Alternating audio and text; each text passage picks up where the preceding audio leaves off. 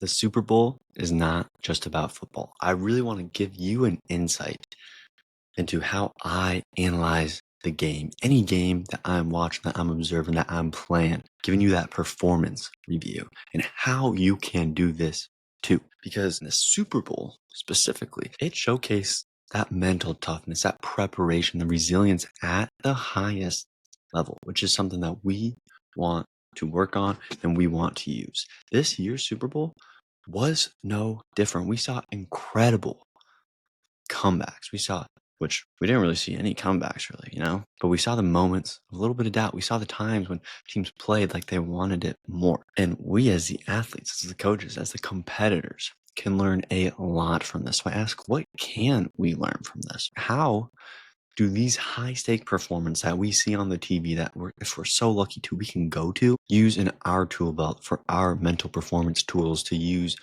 in what we talk on a week to week, day to day basis. So today we're going to break down 5 key mental performance tips, tricks, tools, lessons that we learned from the Super Bowl and how we can put these in our exercises for our mental gym, and specifically how you can take them with you and level up your game.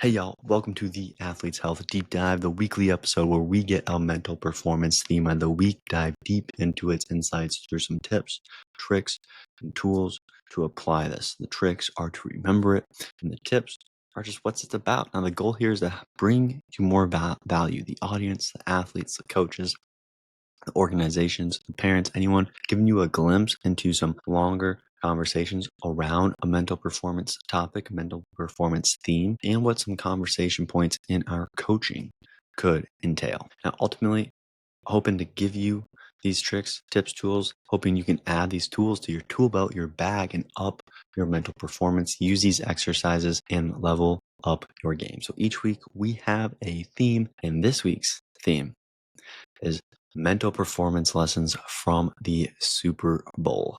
So without further ado, let's dive deep into some of these lessons. Tip number 1 is fuel the fire. Let that loss cook. All right. How do we turn disappointment into motivation that really fuels us and fuels our success? Because we can look at this all the way from 2 years ago, I believe. Jalen Hurts walked off the field, lost the Super Bowl. Now, I didn't hear much complaining. I didn't hear many excuses from him himself. But what I did hear is that he sat in the locker room silently for a long time. And then he just simply told his coaches, told the staff, told the owner, said, we'll be back. And every moment since then, he's probably thought about this every day. Because think about something that it doesn't have to be Super Bowl worthy. And in comparison to where you're at, to what we are at right now, it will be equivalent on a level. Obviously, Super Bowl is going to be a crazy level that we're going to be looking at there. It can be a similar level to where you're at right now. Think about a time that something did not end up how we wanted it to, and all we thought was, I'll be back. That's exactly how he was feeling. And this is why I love Jalen Hurts so much. I know there's a lot of hate on him for some reason, but he is ultimately one of the truest competitors, one of the truest hard workers that I've studied in the game, which is why I like him so much and why I'm pretty happy I get to do this episode over this Super Bowl. And you could say a lot about Patrick Mahomes too, right? But this one, we're going to be looking more at the Eagles. This trick is let the loss cook. Let it cook up, sizzle it up, get the steam going, however you're trying to cook this up. But sometimes that best fuel for our performance, for how we're doing our stuff, is the pain of the past failures. So instead of running from them and trying to hide them, put them in a box, storing them away, digging them down deep, let them push, let them come out, let them push you forward. They're going to cook up something great, sizzle the steak, steam the broccoli. I don't care what we got going on. Put some mushrooms on top. Put this loss to the best that it can do for you. Some tools for this is reflect and don't dwell, right? It happens. Tom Brady said during the Super Bowl for Mahomes and the Chiefs, when this loss happens, you do not forget about it. I've never been in a situation like that, right? I haven't talked to an athlete in that level of a game situation. But like I said, we can put this in comparison to where we're at and what it means, what we're doing to us. If we reflect, it's going to work a lot better than if we dwell, because at a tough loss, we gotta take some time to process it. Process it means it's going through a process. It means it does not just define us, but it's taking these steps along the process. And at the end of a process, there is an end, right? If it's dwelling, it's just sitting there, it's just soaking. It's getting bigger, it's holding more, and we do not want that. We want to channel it into action as a second tool where we can set clear, specific goals or mountains, stepping stone goals, any milestones that turn this pain that we have into the purpose. So I talked about Jalen Hurts, right? At the 2 years ago, Michael Jordan used to perceive any slight disadvantage, anything that he could conceive of, real or imagined, to fuel his game.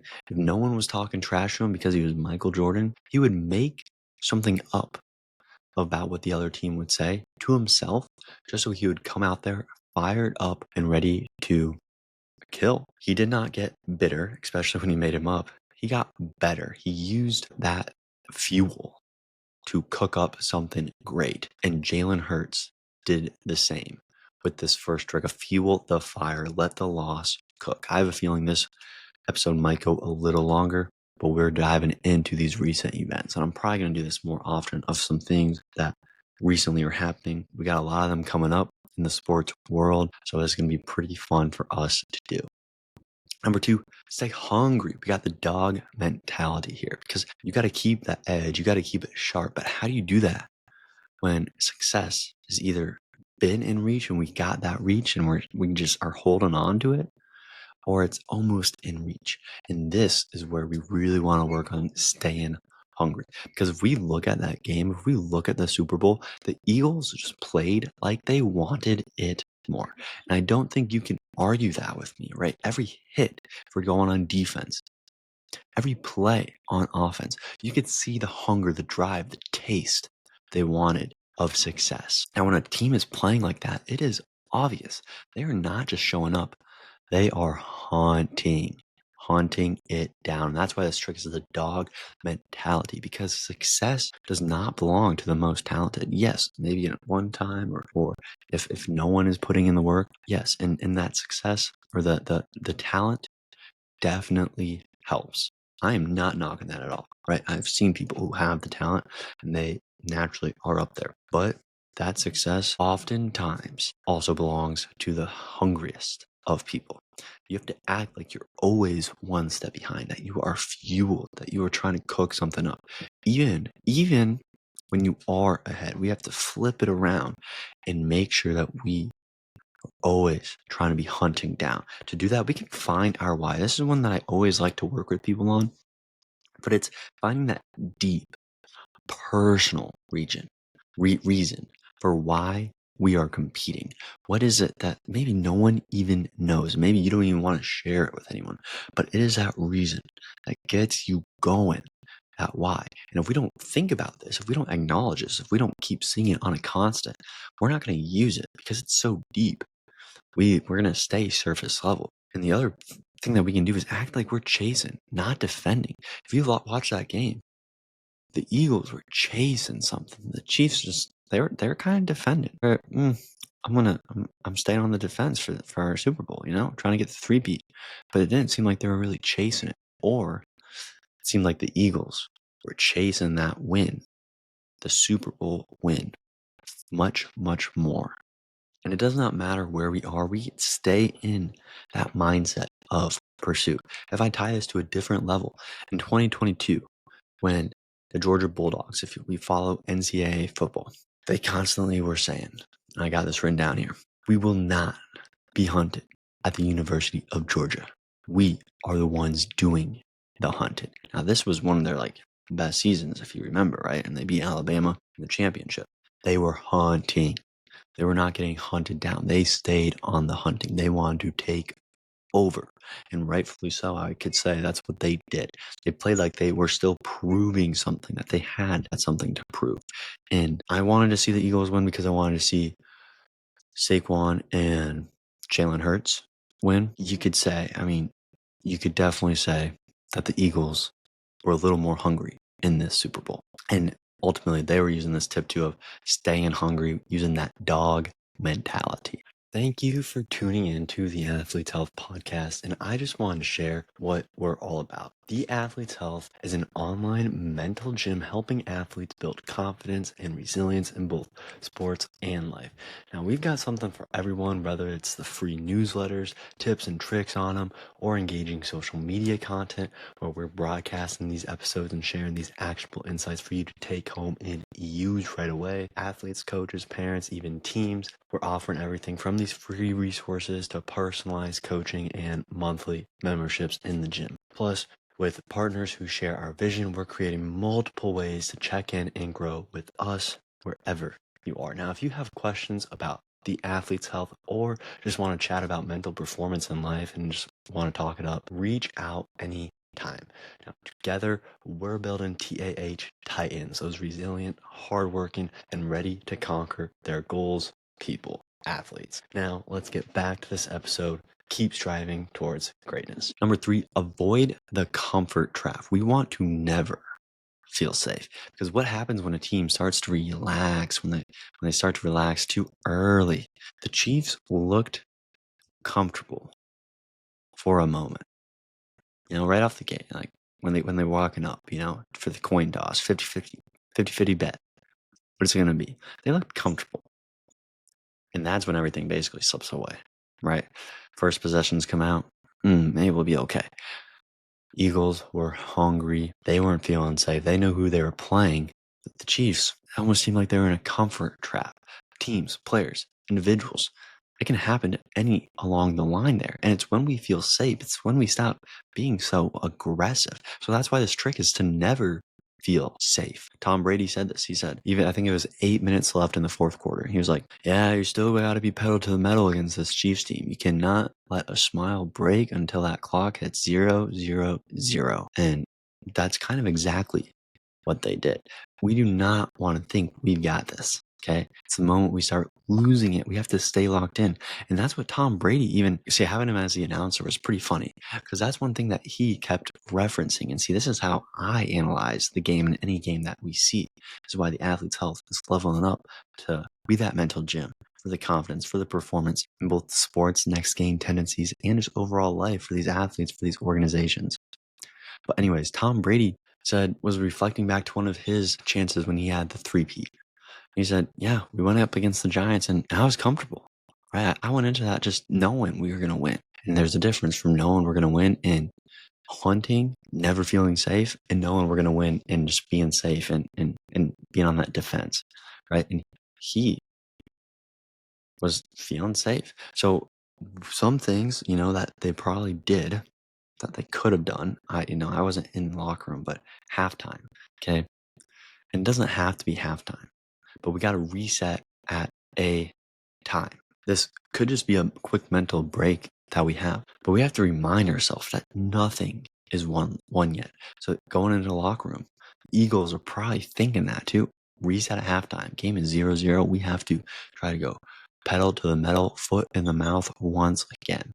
Another thing is just keep playing to win. Never avoid losing, because this mindset shift, when we start to go to protect from attack, is when it can really cost the game. And I could talk about Super Bowl 51 and the Falcons and the Patriots, but I gotta just put a personal story to intramural basketball. That's right, intramural basketball in college. We had one team. Any of my teammates would remember, or we were up by a good amount, and we started playing keep away. We weren't attacking anymore. We were playing it safe. And all of a sudden the team started coming back. And I won't even say, because I was thinking, dude, we got to keep trying to score. But, I didn't say anything, or I didn't speak up enough to make the change for the team. So can't say it, But the whole point was that team came back and we ultimately lost. But guess what? Lesson learned. We didn't win, we learned. And that's how this goes now. It's a little bit different when we're Atlanta Falcons in Super Bowl 51 against the Patriots and we're playing it safe and then we lose because that's a Super Bowl and not an intramural game. But the whole point is to avoid that comfort trap, to never feel safe. Number 4, mighty acts, but small. So we gotta dominate that momentum because the smallest plays, how do they end up shaping the biggest moments? Really? And if we don't know that, if we don't think about that, I'm bringing it to your attention with that question. The Eagles did not just dominate with one explosive play, right? Maybe they had a pass here and there, but how did that pass come up? Who was en route to it? And I guess, shout out defense, Cooper DeJean from Iowa. He had a pretty explosive play. All right. But all in all, it wasn't much. They're stacking things on top of each other. The high efficiency plays to keep the momentum in the favor. The running from Saquon, the play option from Jalen Hurts, the tush push is automatic. And then RPO, when they need it, the run pass option is a clinic. The offensive line averages 6'6" and 330 pounds is what the stats they were showing during the Super Bowl. That is a crucial conversation to have right there. And that's one that is not always really known. That is a mighty act, but a smaller talked about one, not small in concept, because that's some big people. Or else even just the small play-by-play pressure that is put on Patrick Mahomes. So I'm pretty sure he got sacked like the most that game out of a lot, or either out of the whole season, or I don't know the exact stat, but it was insane of the small plays. Now those weren't all highlight reel plays, right? But they were the winning plays. That is what really kept setting the tone. That's why this trick is the MABS, baby. MABS, the MABS rule. Because success does not come from just one magic moment. It's going to come from stacking the relentless, those small wins that really dominate the momentum. It keeps the momentum and dominates it over the time. That's why we want to use these tools of the win the small plays first. Okay. Then we can get to the big ones, right? But we got to think about it like the tush push, all right? They get into a down and one. They know they're going to get that first down. They get the short completions. They get the runs trickling away, beaten down. They get the strong O-line. Focus on the small victories that then can lead to that RPO where they get the pass to the end zone or the long completion or messing with the defense and getting the long run. Okay. They then get the big results because they use a second tool of the snowballing momentum. That's how we dominate the momentum. They don't just get the big moments. Sometimes that's what we see with the social media, with the highlight reels, but they're building them up with the consistent execution of the smaller plays that compile, that build up, that break down, so then they can explode. And I feel like I already put enough examples in here, but I'll throw one more in from not the Super Bowl, but from maybe teams of the past Super Bowls once again to our Tom Brady, where he had highlight reels. He had a lot of highlight reels, but a lot of it was, and he referenced this in the Super Bowl too, was the smaller completions, the pinpoint accuracy to people like Gronk, who had that wingspan, or Edelman, who could get open and be a little shifty, where he could just thread the needle and put it right in the pocket or put it in the catch radius to make it happen. They weren't the big, explosive eyeball plays, but it was the chip, chip, chip, bringing it down and turning it into something that happens and produces the great results, which is why we're going to use this MABS trick, the MABS rule, mighty acts but small, and dominate that momentum. Number 5, which I have not gotten to yet, but I am excited to now, is that the trust wins the championships. We got to play for that guy next to us and not just ourselves. Because how does that trust change the way teams play? And once we start thinking about this, it is pretty big. Best teams are not just going to have that talent. they have another T, and it is trust. You've seen it in the way the Chiefs have executed in the past, right? I think they said Mahomes has been there 7 years, and he's gotten to 5 Super Bowls or something. They have a lot of trust. But this year, I think with the power that they put together, and this is the trust I'm really saying of Saquon with Jalen Hurts, of the defense being the powerhouse with the defensive coordinator. This is where the trust really came together. Everyone knew their job. And I haven't even talked about the wide receivers yet, right? A.J. Brown, Devontae Smith, just wheeling and dealing out there, making everything happen so the RPO can go down, so they can make everything play out how it should, so they can tie everything we've put together up to this point into one awesome package, cohesive package, which is this trick. Okay. They did not doubt the person next to them, whether they are the rookie Cooper DeJean or the vet that's been on the team forever. That trust allows the team to perform under the highest stress. So we want this trick of playing for the guy next to you. Don't think of playing for you, playing for the guy next to you. Because if you trust your teammates, you're going to play free out there. We are going to go attack it. But if we're not trusting our teammates, we got to we're thinking we got to cover our 6. We're not going to be playing full out for what's in front of us because we're thinking about all the other stuff. But if we don't got to think about all the other stuff, we can, whoa. Not going to be able to edit that out if you're watching. That was kind of sick though. Anyways, we will solely be able to focus on what's in front of us. That's why we want to know our role and own our role. The more confident we are in our job, the more others are going to trust us. And if we can lift each other up as a second tool, where the confidence comes from knowing that the teammates have our backs. Whether it's win or lose, we're going to know that we put forth it all. And obviously we want to win, right? But we're going to know that the teammates have our backs no matter what. So I just want to reiterate Jalen Hurts, Saquon Barkley, A.J. Brown, Devontae Smith, and the entire defense, including, I'm going to shout out, Cooper DeJean, all want to help each other by working their best that they can on that individual role. And that's why I honestly loved watching this team this year. Because whether it was the tush push, the RPO, the defensive talk, it was a team to watch. And if you want to talk about one more instance in the NBA, if we got San Antonio Spurs had a pretty good era there. And yeah, I mean, they have some pretty big names, Tim Duncan, list can go on, but ultimately, it's not like they had a lot of highlight reels. It's not like they were the Golden State Warriors. They had one team that was not just built on the talent. It was built on the trust, the culture behind Greg Popovich. It was behind playing for something bigger than just yourself, which it seems like nowadays some teams need help with. But ultimately, tie it all together with tip 5, trust wins championships with playing for the guy next to you. Now, all in all, I want to conclude that we got 5 key mental performance tips, tricks, and tools, lessons that we can take these exercises from the Super Bowl. View it from a little bit different than just a game with some commercials and a halftime show. Number 1 was fuel the fire, let the loss cook. Use those past failures as motivation instead of baggage. Number 2 was staying hungry. We got the dog mentality in us. And this is where success belongs to the ones who want it the most, who are hunting down. Number 3, avoid the comfort trap. Never feel safe.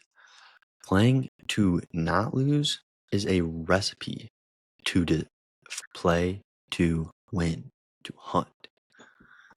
Number 4, small moments win the big games. You gotta dominate the details, dominate the momentum with the MABS, with the mighty acts, but small. And this is where, once again, we're dominating that momentum because the best are going to separate themselves with those details that sometimes can be overlooked. And then lastly, we know that trust wins the championships. We got to play for the guy next to us, have that confidence and success, and not worrying about what's going on behind us, who's going to cover us, but just focusing on right in front of us because we got that trust. Ultimately, at the highest level, games are not won on the talent alone, Clearly, they're won on the mental game, the execution, the ability to stay mentally locked in. Now, this Super Bowl that we just watched gave us a front row seat in how mental performance is so useful and looks under pressure. Now, we can go from fueling the fire of past losses to staying hungry and hunting, avoiding the comfort trap. The list goes on. These best athletes show us that the success is not just built on the single moment, but over time, those small, deliberate actions. So if you want to play at the highest level, take these lessons with you. Embrace failure as fuel. Attack every moment with hunger. Never get comfortable. Dominate the details. Trust the small wins will create that unstoppable momentum, and understand that championships aren't just won on the field, they're won in the mental gym too. Thank you for checking out the Athlete's Health Deep Dive. My name's Gabe. Going over the Super Bowl this week. I'll catch you next week.